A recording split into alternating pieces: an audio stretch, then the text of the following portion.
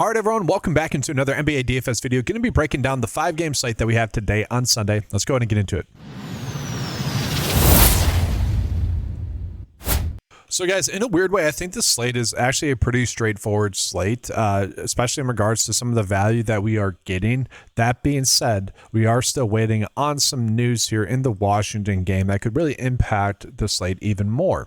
And I mean, George being active or not active, Champagne being active or not active, and Vukovic as well being active or not active. That would drastically change who we're going to be on for Washington. At the same time, we can make some pretty good educated guesses in regards to who we should be on. And I think it's actually a pretty good starting point to start with some of the guards here for Washington. So we got Richmond, who is someone that has had two pretty darn good games thus far.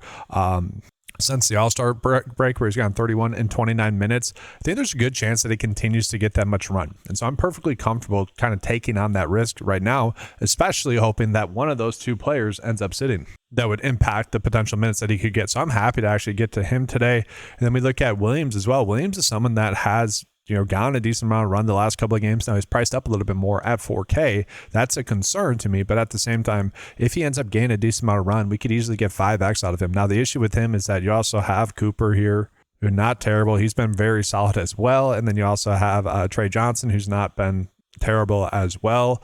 The issue with him is he's priced up a little bit too much. I'd rather get to one of these three guards, and right now I'm actually just going with Williams and Richmond the most, and that's going to allow us to really pay up elsewhere at the guard position and just in general for the slate, because the top pay up play to me, guys, on this whole slate in the guard position and specifically the point guard position is going to be Luka in that late night game. And this could be a spot where he doesn't necessarily hit value, but with the lack of studs that we have in the slate and the amount of decent value that we have in the slate, I think the raw points that he's going to end up producing are going to end up being enough for us. And if we go ahead and take a peek at the 9-to-5 lineup builder, guys, there are some other guard plays that we could definitely be getting into. Colin Gillespie is someone that I do think is very interesting today.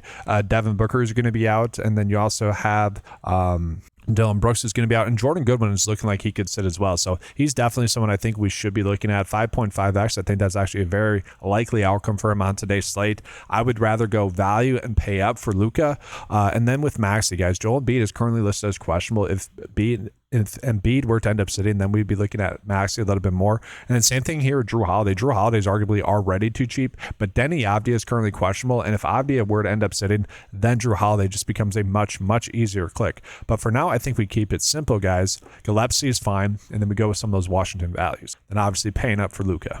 Now, when we go ahead and get into the shooting guard position, I think the standout play, and the data also agrees, is going to be Jalen Green tonight. So yes, Phoenix is going to end up being pretty thin here tonight, and if Jalen Green ends up getting 37 minutes, guys, at this price tag, he should easily be able to go off and crush this price tag. He should be able to go for 40 DFS points tonight, even in a somewhat more difficult matchup there against Portland, and I just think he's too cheap. He should be at least 7K. Now, the issue that I have with him is I also do like the idea of paying up for Anthony Edwards with Rudy Gobert off the court. Edwards actually averages about 3.6 more points per 36, which might not be much, but I mean, that could really add up. And if he gets 50 plus DFS points for us at this price tag, that ends up being very crucial. And again, with the amount of value that we have on the slate, we could easily fit him in.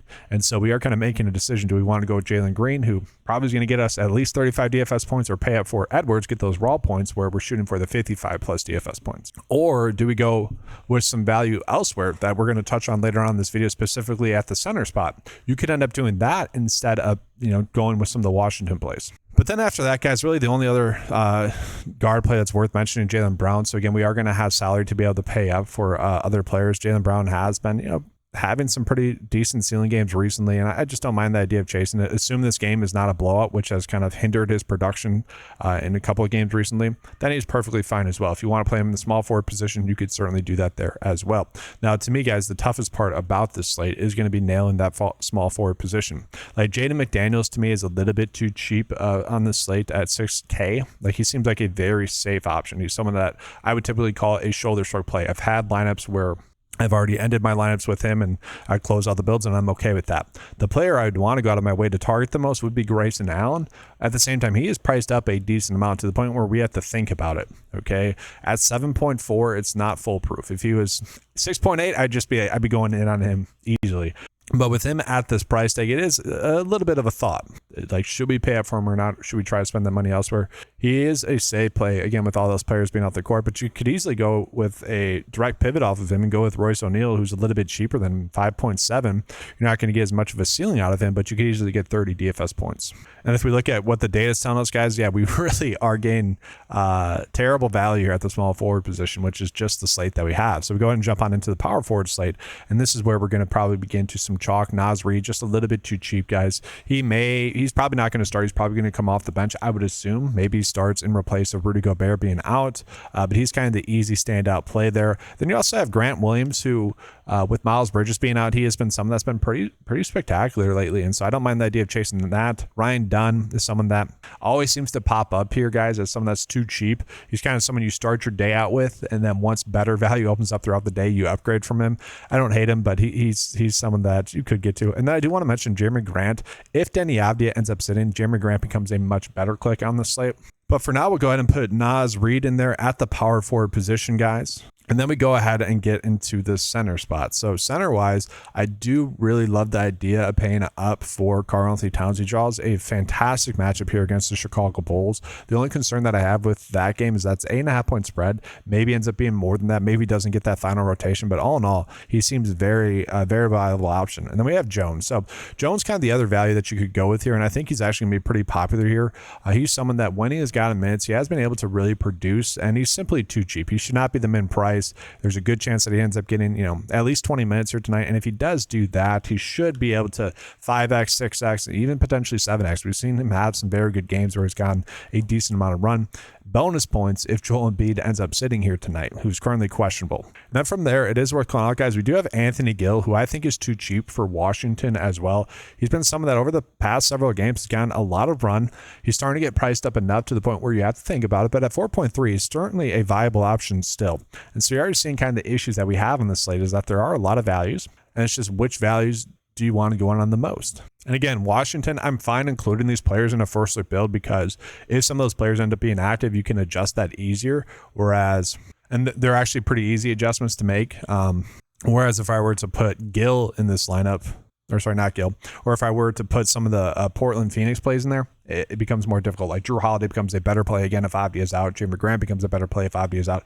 We just don't know that just yet. So let's go ahead and try to close out this first look build. Again, you could easily just pay up for Jaylen Brown. Again, I kind of see Jaden McDaniels as a shoulder shrug play, but we'll play Grayson Allen there because we have 7.6 left over. Then we have 7.8 left over. So we are in kind of this dead price point range. And so how I'm going to go about adjusting this is we'll take out Grayson Allen there. We'll put Brown into that build. Then we have 5.5 left over, a little bit better, but also still somewhat thin here in this small forward position. So that's again, that's the slate that we have here. And I can't control that. That's just the nature of the beast here today. And so let's do this instead. So instead of playing Joan in there, we'll go Gill in the center spot there instead. Could end up being the wrong decision for sure there. But we're going to do that. Then we'll put Grayson Allen in there. And then we have 6.5 left over. If Embiid's out, I actually don't mind the idea of getting to Oubre, but for now, we'll just go ahead and put McDaniels in there. Not perfect. Like, I don't love having $500 left over, but that's kind of what I'm looking at here for the first look build. And so we go ahead and take a peek at what the 9-to-5 lineup build is spinning out to us as some of the top builds right now. A little bit different, but along the same lines, guys. It went with Quentin Grimes. Again, some of the Washington plays right now, if you want to get to those guard plays, they are risky data-wise. You'd have to bump up their projection. So that's just as it currently sits right now until Vegas really starts to give us some lines there. But overall, a pretty solid base build there as well. Now, that's going to do it for this video, guys. I appreciate you being here. Make sure to leave a like on the video, subscribe to the channel as well. Good luck with all the lineups that you end up submitting. We've been able to cash 2 for 2 on the 2 lineups that I've given you guys as first look lineups. So we'll end up seeing here. It's been nice thus far. All-Star break. There hasn't been any major slate changing news lately. And so that could end up changing today. But that's going to do it, guys. Thanks for watching. Good luck. And as always, let's keep cashing.